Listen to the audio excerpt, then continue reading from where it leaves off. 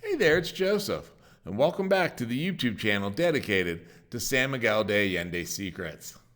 And today we're going to talk a bit about what life was like in the cloister. If you were a cloistered nun in the colonial era, what exactly went on in your life? As always, if you need more information, in the descriptive box below, there's links to various websites, including links that take you out to Amazon.com that feature all the best-selling books in the San Miguel de Allende's Secrets series of books. The most important thing to remember about becoming a colonial-era cloistered nun in San Miguel de Allende was it wasn't necessarily a religious calling. If you were a wealthy Spanish woman that didn't want to marry nor be a mother, or you simply wanted to be well educated, cloister was the way to go.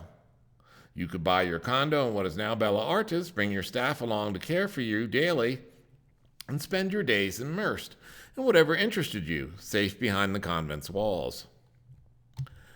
Exactly what did cloistered colonial era nuns do all day? Art occasionally surfaces from the era depicting reminders of what a cloister's nun's daily life was about. For all the restrictions the convent placed on their inhabitants, they also gave women opportunities to pursue vocations of both the spirit and mind. For example, within convent walls, Sor Juana Inés de la Cruz composed the most ingenious, and feminist poems in the Americas centuries before Emily Dickinson was born. In several nun-centric paintings, the emphasis is on the woman's encounters with sacred images. Within a convent's walls, a cloistered nun would become obsessed with sacred paintings and sculptures as the images functioned as books for the illiterate, often including nuns. Nuns learned lessons from the images, and while strictly limited in their social contact, nuns relied on the images for spiritual comfort and companionship. The virgins functioned as a heavenly mother. For their real mothers, they left outside the convent walls. The Christ child image represented babies that needed cradled, dressed, and calmed, that they had opted to not birth. Yet, at the same time, nuns were brides of Christ, an odd allegory of wife and mother, representing both a nun's earthly and spiritual families.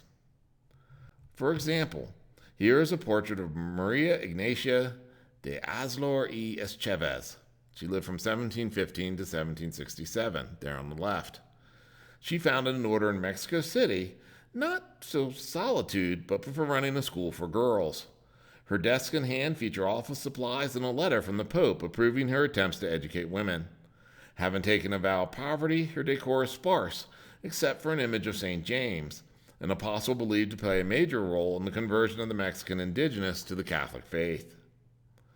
Convent life mirrored the social stratifications of the secular world, with wealthy convents admitting only women of upper nobility, while poorer convents included divorcees, former prostitutes, and peddlers. Life in a convent mirrored the social hierarchies beyond the convent walls. For example, skin color determined the woman's station and even the color of her veil. At the top of a convent's pecking order were the professed nuns taking final vows, nuns and those with sizable dowries known as black-veiled nuns. Then came women waiting to take their final vows but without dowry funds, known as white-veiled nuns. Beneath them came servants, women of color, who worked in the convent, followed by slaves that had no choice about entering religious life if only to serve. Indigenous nuns couldn't actually become black-veiled nuns until nearly 2 centuries following the conquest. Even then, convents that allowed them to become full-on nuns were founded and led by lighter-skinned nuns with European ancestry. A nun's life revolved around the rituals of fasting, feasting, and preparing meals. Nuns with a vow of poverty ate little and mostly bland vegetarian meals to refute the inherent sinfulness of their bodies.